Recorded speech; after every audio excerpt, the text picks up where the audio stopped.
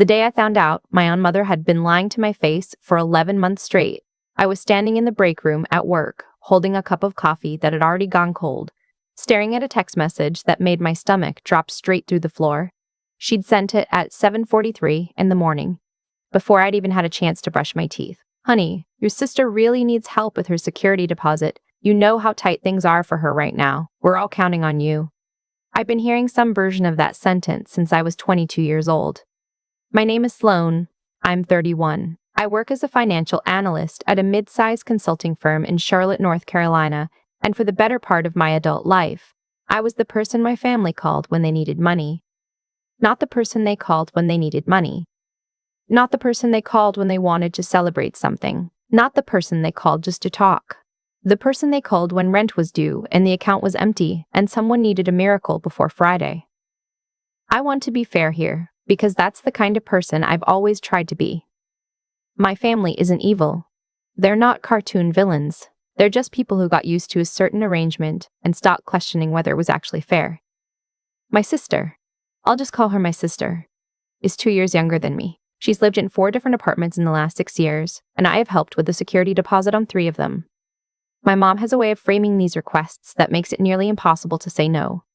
She doesn't ask directly, she just plants the seed. You know how hard it's been for her. You know what she's been through. You've always been the strong one. I am the strong one. That part is true. What nobody ever said out loud was that being the strong one had a price tag. Over the past 3 years, I had transferred a combined total of $34,000 to various members of my family. I know that number because I kept a spreadsheet. Not because I'm cold or calculating, but because I'm a financial analyst. And that's just how my brain works. I like knowing where my money goes. I like being able to look at a number and understand what it means. What that number meant was this. I had delayed buying my own home by at least 2 years. I had drained an emergency fund I'd spent 18 months building. I had said no to a trip to Portugal with my 2 best friends because I genuinely couldn't afford it, and I told them something vague about work being crazy because the truth felt too embarrassing to say out loud. The truth was that I had given my sister money for a security deposit the same week my friends were booking flights to Lisbon. I don't want your sympathy. I made those choices. Every single time I said yes. Every single time I told myself it was temporary, that things would stabilize, that eventually my family would get on their feet and the requests would stop. They never stopped. I want to tell you about last April, because that's when everything changed. My company has a quarterly review cycle, and last April I got the kind of performance review that makes you feel like you've finally become the person you were trying to be. My manager, a woman I genuinely respect, sat me down and told me I was being promoted to senior analyst. The salary bump was significant. The title mattered. I had worked for that moment for 3 years. I was so happy I cried in my car in the parking garage before I drove home. I called my mom first. That's what you do, right? Good news, you call your mom. She picked up on the second ring, and I told her. And there was a pause that lasted just a beat too long, and then she said, "Oh, that's wonderful, sweetheart. Hey, actually, I'm glad you called. I was going to reach out tonight. Your uncle's car situation is getting really bad, and he's been asking if..." I said I'd think about it. I didn't cry again until I got home. And then I cried for a long time. That night, I called my best friend. I've known her since college. She's one of the Portugal people. And I told her about the promotion and about the phone call. And she was quiet for a moment. And then she said, very gently, "Sloan, I love you. And I say this with my whole heart. Your family treats your good news like a fundraising opportunity." I laughed. Then I stopped laughing. She wasn't wrong. Here's what I didn't know at the time, while I was sitting on my couch processing that realization. My mom, my sister, and my uncle were in a group text together. A group text I was not in, talking about my promotion. I didn't find out about that group text for another 3 weeks. What happened in those 3 weeks? I said yes to helping my uncle with his car. $1,800. I hate $100. I said yes to covering my sister's electric bill because she'd gotten a disconnect notice. $340 says. I transferred the money, told myself it was fine, and tried very hard not to think about the spreadsheet. And then my cousin's graduation party happened. My cousin, my aunt's daughter, the one aunt I actually like, graduated from NC State with her nursing degree. It was a big deal. Real big deal. My aunt had been planning a backyard cookout for weeks, and I'd been looking forward to it genuinely, not just as a family obligation, but as an actual good time. My aunt makes incredible food. Her husband is funny. My cousin is someone I actually love. The morning of the party, my mom texted me, "Running a little late. We'll see you there." Then an hour later, "Actually might be a little longer. Save us some food, Blav." Then, 45 minutes after that, nothing. I was at the party. I'd driven 40 minutes. I brought a gift and a card and a fruit salad because my aunt asked me to bring something. I sat in the lawn chair in the backyard and watched my cousin open presents and thought, okay, they're just running late. Traffic. Whatever. They never showed up. My aunt asked me once, quietly, if everything was okay with my family, and I said yes. Of course, they just had something come up. I smiled the whole afternoon. I drove home alone. That night, I texted my mom, "Hey, everything okay? You all never made it." She replied 4 hours later. "Oh, things came up. We ended up just having a low-key day. You know how it is." I stared at that message for a long time. A low-key day. They'd skipped my cousin's graduation party, a party they'd known about for 2 months, for a low-key day. Something felt off. I couldn't explain it, but I've learned to pay attention to that feeling. I didn't bring it up. I just filed it away. The following Tuesday, I was at my desk at work eating lunch, and I got a notification from Instagram. My sister had been tagged in a photo. I clicked it without thinking. It was a picture taken at a rooftop bar in Nashville, Tennessee. My mom, my sister, my uncle, a couple of other relatives I recognized. All of them holding drinks, squinting into the sun, laughing at something. The caption said, "Long overdue girls trip. Hi, a competition finally." The photo had been posted by someone I didn't know well, a friend of my sister's, and it had been taken on Saturday, the day of my cousin's graduation party. I put my phone face down on my desk. I ate the rest of my lunch. I answered 3 emails. I went to a 2 o'clock meeting and took notes and said smart things, and nobody in that conference room could have guessed something inside me had just quietly, permanently shifted. I drove home that evening and I sat at my kitchen table with my laptop open, and I looked at the spreadsheet, $34,000 over 3 years. I thought about the Portugal trip. I thought about the emergency fund. I thought about sitting in my car crying happy tears about my promotion, and then listening to my mom pivot to my uncle's car situation in the same breath. I thought about the look on my aunt's face when she asked if everything was okay with my family. I took out a legal pad and I started writing things down. Not emotionally, just factually, like a case. Here's what I knew. My family had on multiple occasions declined to show up for things that mattered to me or to people I cared about. They had, consistently and without hesitation, shown up when there was something to ask for. They had taken a trip to Nashville, which cost money, by the way. Nashville is not a cheap weekend. Within weeks of asking me to cover my uncle's car repair and my sister's electric bill. Here's what I decided. I was going to stop.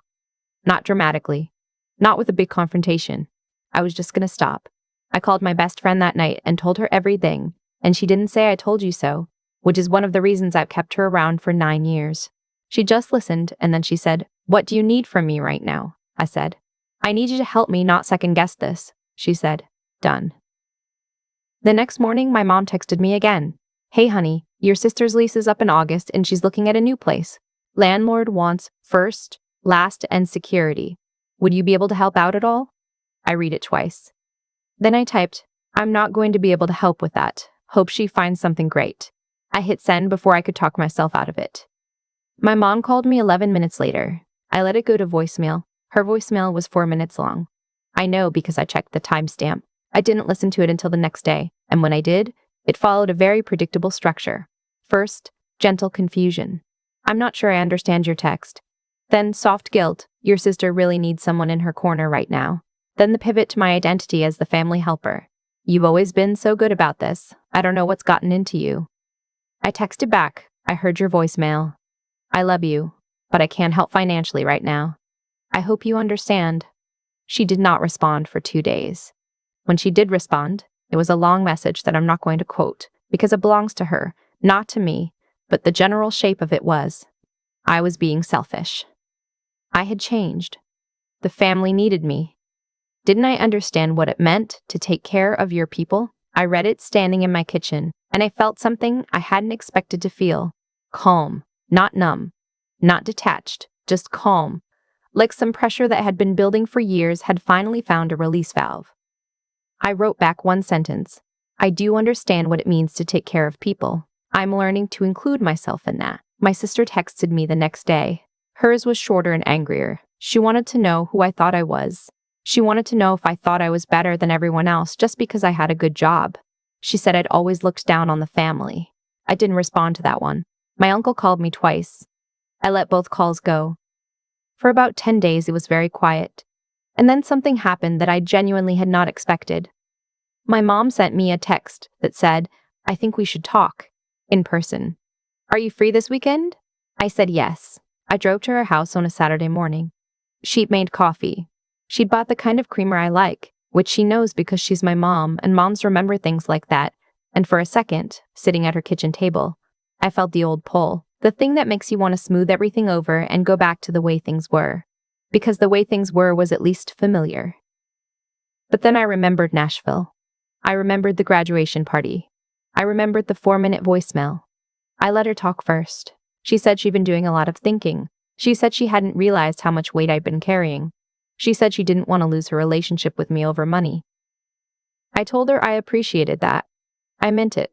And then I said, I need you to understand something. I didn't stop because I stopped loving this family.